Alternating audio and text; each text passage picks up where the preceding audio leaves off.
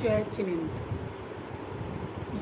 यह एक मनोवैज्ञानिक तथ्य है कि निषेध में आकर्षण होता है। जब हमें किसी चीज़ का निषेध कर दिया जाता है, मीन्स उसको उसके लिए मना कर दिया जाता है, तो उसमें एक आकर्षण होता है और वह काम हर इंसान जरूर करता है। ऐसा ही कुछ आचार्य मलवादी के साथ हुआ और उन्होंने निषेध करने के बाद भी गुरुओं के उस पुस्तक को छुआ और फिर बाद में उस ग्रंथ का खुद ही निर्माण किया।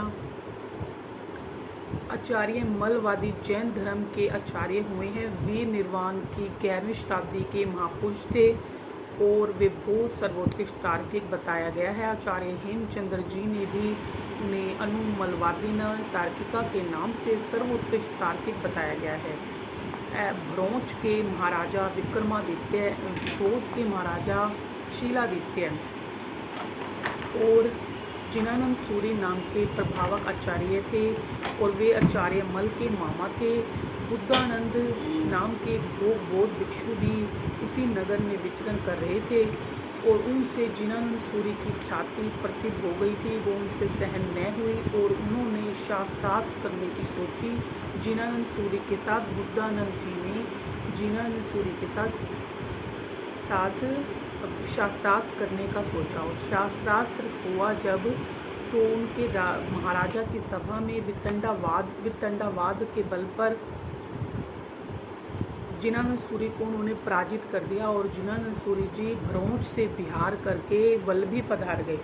अब वल्लभी में उन्होंने खूब प्रवचन अमृत किए और प्रवचन का जब अमृत रसपान कर रहे थे तो उनकी ही बहन वल्लभ देवी, जिसका दूसरा नाम दुर्लभ देवी था, वो अपने पुत्रों के साथ दर्शन करने के लिए आई। अजित, यश और मल उनके 3 पुत्र थे। उन तीनों को भी वैराग्य हो गया और वे अपने पुत्रों के साथ दीक्षित हो गए। दीक्षा के बाद उनके तीनों पुत्रों ने नीति, न्याय और व्याकरण, साहित्य आदि का गहन अध्ययन, आगमों का अध्ययन किया।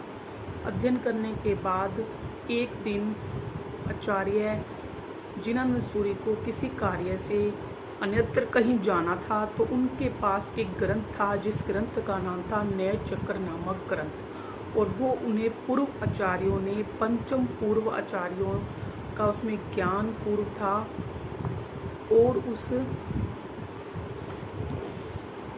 पंचम पूर्व नाम का वह आचार्य ज्ञान प्रवाद था जिसका अध्ययन विशेष विधि से किया जाता था। इसीलिए उन्होंने उन्हें मना कर दिया, निषेध कर दिया कि जब तक मैं ना आऊँ तुम इस ग्रंथ को मत छूना, मत पढ़ना। लेकिन यह मनोवैज्ञानिक तथ्य है कि निषेध में आकर्षण होता है। जो इस काम के लिए मना कर दिया जाता है वह काम जरूर करते हैं। तो इसी प्रकार उन्होंने भी, आचार्य मल के मन में भी कौतूहल पैदा हो गया कि मैं पुस्तक को पढ़ना चाहते थे और पढ़ने के लिए जैसे ही उन्होंने पुस्तक को खोला और पुस्तक को उन्होंने खोलकर पढ़ने की कोशिश की, तो वैसे ही वह ग्रंथ किसी अदृश्य शक्ति के द्वारा वह बुक लुप्त हो गई, मतलब चली गई कहाँ पर, तो वो बहुत ज़्यादा पश्चाताप से भर गए और उनके मन में बहुत ज़्यादा शासन की इतनी अच्छी पुस्तक ग्रंथ लुप्त हो गया। अब उन्होंने सारी बात अपने शासन के सामने रखी, तो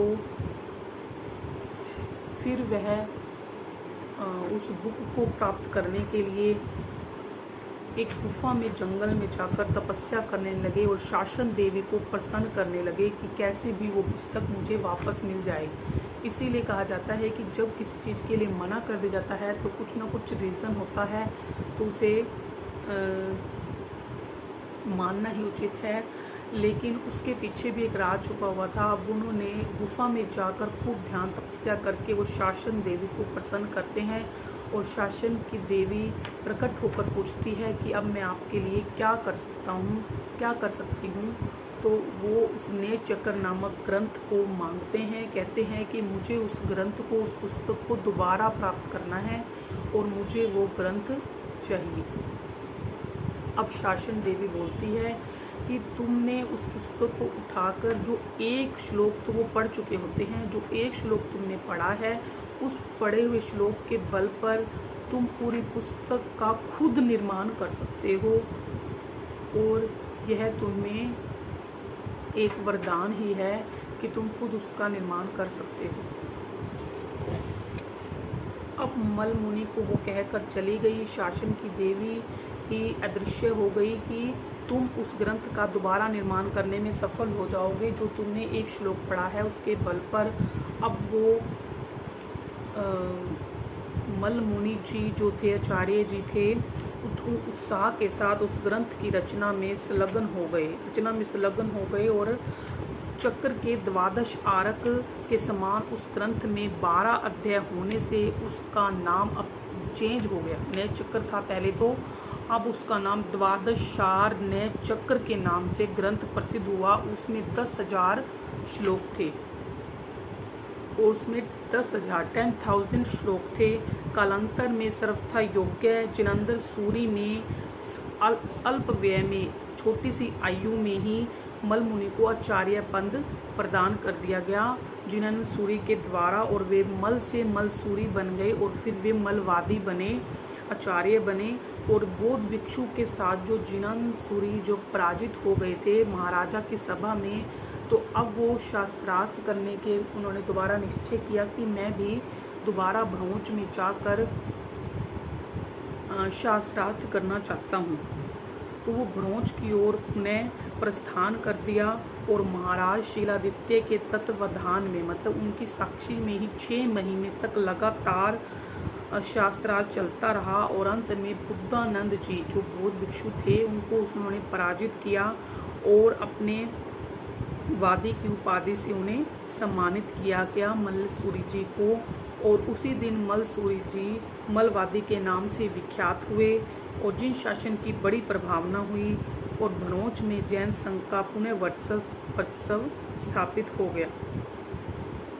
मलवादी ने नए चक्र नाम के ग्रंथ की रचना की और उन्होंने रामायण, पद्मचरित्र, 2 विशाल ग्रंथों की रचना की और आचार्य सिद्धसेन प्रणीत टीका की भी लिखी।